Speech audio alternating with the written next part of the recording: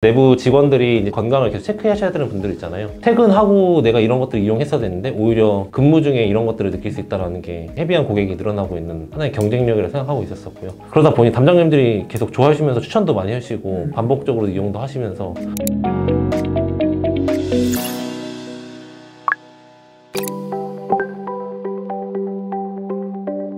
저희 회사명은 주식회사 헤세드 리찌고, 헤세드는 좀 사랑과 지혜를 의미하고 리찌는 다리를 의미해서 사랑과 지혜 연결 다리가 되어주고자 회사명을 짓게 됐고요. 2019년 2월에 법인 설립을 했고, 당시에는 임직원들의 신체적 정신적 건강 문제를 해결하고자 시작을 하게 됐던 케이스였었고, 이 모델에 대한 거는 미국에서 공부를 할 때 이런 웰니스 시장, 그 다음에 코퍼레이트 웰니스 시장이 커져가는 거랑 실제 그 웰니스 영역, 건강에 대해서 중요성을 느끼는 이제 미국인들이 경험을 좀 간접적으로 하다 보니까 건강관리 정말 지속적으로 해야 되는 것이 중요하고, 그게 회사 내에서도 크게 영향을 끼치는 영역 중 하나로 되겠다라는 부분들을 인지를 해서 그 한국에서 유학생 친구들과 같이 창업을 하게 됐던 케이스였었고요. 당시에는 요가나 마사지 이제 그런 것들이 이제 B2C 영역에서는 커져가고 있는 모습들을 볼 수 있었고, 그럼 과연 회사 내에서는 이루어질 수 있는 포인트가 있을까라는 좀 가설로 시작을 하게 됐습니다. 결론적으로는 이제 요가나 명상이나 심리상담, 이제 물리치료사, 코칭 이런 웰니스 건강 전문가 분들이 회사로 방문해서 임직원들을 케어하는 서비스를 제공하고 있고요. 백단에서는 이런 것들을 관리할 수 있는 시스템을 통해서 이제 누가 이용을 했는지, 누가 제대로 쓰고 있는지 아닌지 같은 좀 ERP 시스템을 또 개발하고 있습니다. 주로 담당자님들은 헬스 쪽, 보건 쪽, 피플팀 이러한 좀 조직의 건강 관리나 조직 문화를 관리하시는 분들이 주로 저희 쪽에 문의를 많이 주시고 있는 상황이었었고, 왜냐면 내부 직원들이 이제 제조업 쪽이나 이제 공장, 현장에서 있어야 되시는 분들은 헬스 쪽 건강을 계속 체크하셔야 되는 분들 있잖아요. 그리고 건강검진을 봤을 때 유해 요인 조사나 아니면 내부 건강에 대한 시그널이 안 좋았었을 때 이제 조치를 취해줘야 되는 게 의무인 상황이었었고, 이제 이런 흐름들을 좀 반영을 해서 거기에 맞게 솔루션들을 제안 드리고 있는 상황이었습니다. 예. 알고 보니까 저희 같은 프로그램들을 알게 모르게 담당자님들이 자체적으로 소싱을 해서 이용하고 있는 구조더라고요. 그래서 그런 부분들을 뾰족하게 접근을 해서 제안들을 드리고 서비스를 알리는데 집중을 최근 2년 정도 했었었고, 본격적으로 알리기 시작하면서 고객들이 저희를 찾아주기 시작했고, 저희도 거기에 맞는 컨텐츠들이나 업데이트를 끊임없이 이제 발행하면서 저희를 인지시킬 수 있게 파이프라인을 좀 구축하는 데 신경을 많이 쓰다 보니 공공기관에서도 서울시청, 경기도청이 이제 뚫렸고, 그런 곳들이 뚫렸었을 때 다른 기관들을 설득하기 굉장히 편했었던 구조였었고요. 기업도 뭐 삼성전자의 어느 부서나 롯데, 호텔 다양한 곳들에서도 쓰다 보니 이 레퍼런스를 바탕으로 글로벌 기업, 뭐 페르노리카 코리아 같은 뭐 양조 제조하는 곳들이나 뭐 월드컨트처럼 뭐 글로벌 금융 쪽 트레이딩하는 기업들, 이런 곳들도 이용을 하는 케이스를 많이 만들어서 소개를 했습니다. 결론적으로 레퍼런스랑 그런 사례들을 바탕으로 기업들의 신뢰도를 높일 수 있었었고요. 이 신뢰도를 바탕으로 계속 컨텐츠 개발이나 서비스 확장하는 데 현재 집중을 많이 하고 있는 상황이었습니다.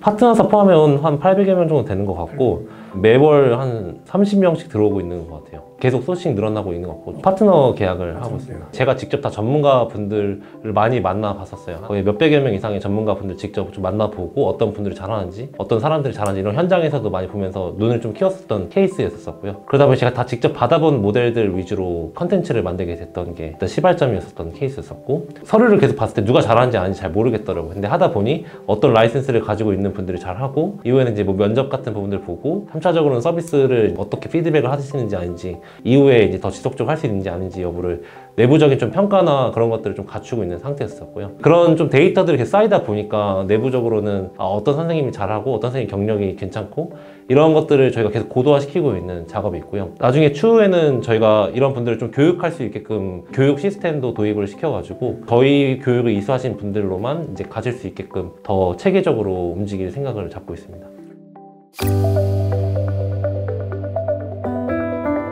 건강검진 데이터나 심리상담 데이터나 근거롭게 데이터, 그런 데이터들을 입력을 해서 이게 매년 쌓이는 구조다 보니 그 기준들로 이제 정량적인 데이터가 일단 먼저 볼 수 있을 거고요. 추후에는 뭐 인바디 같은 것들도 이제 입력을 시켜서 체중이나 이제 개인적인 신체 데이터도 자발적으로 입력을 했었을 때 그 데이터를 바탕으로 컨텐츠 연계나 현재 현황이 어떤지 충분히 그건 뽑을 수 있다고 보고 있는데, 일단 서비스 영역에 먼저 집중한 다음에 이제 스텝 바이 스텝으로 가자라는 게 좀 내부 전략적인 부분이었었고요. 더 나아가서는 내가 언제 국내 어디서 이제 병원을 가거나 이제 병원 이후에 내가 사후 관리를 어떻게 하고 있는지 이러한 부분들까지 연계를 하는 부분도 저희는 고민을 하고 있습니다. 왜냐면은 병원에 대한 부분이 중요하다고 생각했던 건 내가 그냥 나중에 그냥 아파가지고 수술을 해서 이제 입원하는 거에도 끝나는 경우도 있고 아니면 그 이후에 사후 관리를 어떻게 하냐에 따라서 그걸 증빙을 바탕으로 추적을 할 수 있을 것 같은데 아직 그런 것까지 이제 커버를 하고 있는 부분들이 국내에서는 좀 부재한 것 같아서 장기적으로는 좀 그런 영역까지도 고민을 하고 있는 상황이었습니다.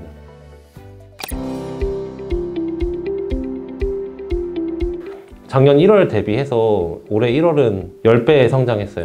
지금 더 빠르게 증가되고 있는 상황이어서 매주 3개에서 5개의 고객사가 들어오고 있다고 봐주시면 좋을 것 같고요. 대기업이나 중견기업도 지금 매월 한 10개에서 20개씩 늘어나고 있는 것 같고 지금 저희는 그쪽 영역으로 집중해 나가면서 늘려나가고 있어서 작년 기준에서는 신규로 한 100개 정도의 기업까지는 이제 일회성까지 이제 런칭을 끝냈었고 올해는 저희가 한 500개 이상 신규 고객 확보하는 걸 목표로 보고 있습니다. 설문조사 했던 몇백여 명의 대상자 데이터를 봤었을 때는 저희 서비스처럼 가능하다라는 게 다들 생각 못했던 케이스도 많이 있으셨던 것 같아요. 한국 사회에서는. 그런 측면에서 기업들이 시도를 처음 해봤던 부분도 있고 그 다음에 개인적으로 페인 포인트를 느꼈던 것들을 이제 기업을 통해서 해결하는 과정이 신선하고 퇴근하고 내가 이런 것들을 이용했어야 되는데 오히려 근무 중에 이런 것들을 느낄 수 있다는 게 헤비한 고객이 늘어나고 있는 하나의 경쟁력이라 생각하고 있었었고요. 그러다 보니 담당님들이 계속 좋아하시면서 추천도 많이 하시고 반복적으로 이용도 하시면서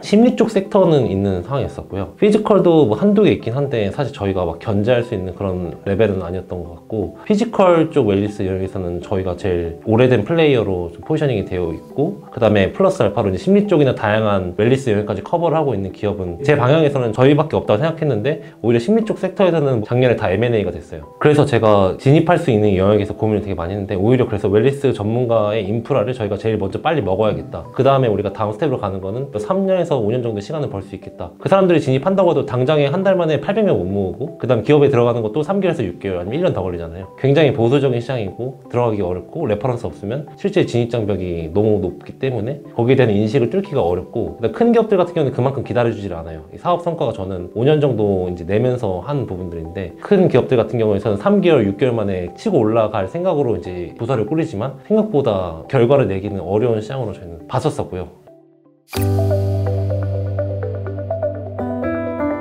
사실 5년 정도 버티느라 어려웠었어요. 5번인가 7번 정도 접으려고 할 때마다 투자가 됐어요. 다들 개인들이 돈 끌어와서 이제 주시고 그런 부분들이 저한테는 큰 걸음이 좀 됐었던 구조였었고 이제 폭발적인 지표나 액션들을 좀 실행하고 있는 단계에서 자본을 이제 확보를 하면은 이 시장을 어떻게 먹어서 혁신시킬 수 있을까에 대한 고민을 내부적으로 끊임없이 하고 있는 부분이었고 굉장히 좋은 인재분들이 저희 쪽으로 이제 들어와 주시고 있는 상태였었고 국내뿐만 아니라 저는 아시아 쪽으로도 시장이 계속 커져갈 것으로 이제 보고 있는데 그런 역할을 제대로 할 수 있는 플레이어가 어디 있냐라고 했을 때 저는 아직 많이 없다고 생각하고 있어서 그런 역할을 저희가 미리 제대로 깔 수 있으니 좀 자본적인 부분에 대해서도 도움을 주시면서 추후에 좀 아시아 쪽이나 글로벌 쪽으로도 시장 리딩 할 수 있게끔 포지셔닝이 되면 좋겠다라는 좀 생각을 가지고 있습니다. 계속해서 글로벌로 나아가고 싶은 엔터프레너가 되고 싶은데 전 세계 인구의 10% 정도의 웰니스 상품이나 기획이나 이런 역할을 저희 쪽 통해서 세계로 뻗어나갔으면 좋겠다라는 게 있는데 꼭 B2B 사업이 아니더라도 이제 웰니스적인 상품이나 아니면 호텔이나 아니면 컨텐츠들, 미디어 쪽 영역들 이런 것들에서 저희가 가지고 있는 좀 노하우들이 글로벌적으로 사람들에게 영향을 줄 수 있는 포지션이 되고 싶다라는 것들을 좀 계속 공부하면서 꿈을 키우고 있는 상황이었습니다. 지금 현재 있는 모델로 3년 안에 우리나라 국내 모든 거의 기업들 한 50% 이상은 저희가 다 시장 먹는 게 목표인 상태였었고 이후에는 이제 복지 포인트 쪽 시장이나 이런 영역까지 저희가 다 커버를 쳐서 산후조리원이나 개인적으로 써야 되는 건강 영역에 대한 요소들은 다 저희 걸로 모든 다 해결해버릴 수 있는 영역으로 포지셔닝 하고 싶은 부분들이 있었고 웰니스 리트릿 같은 것들도 좀 더 사람들에게 멘탈 기반이나 피지컬 케어로 할 수 있는 역할도 국내나 아니면 글로벌적으로도 엮어가지고 파트너십 해서 다 인프라를 깔아버리고 싶은 좀 니들도 있는 상황이었었고요.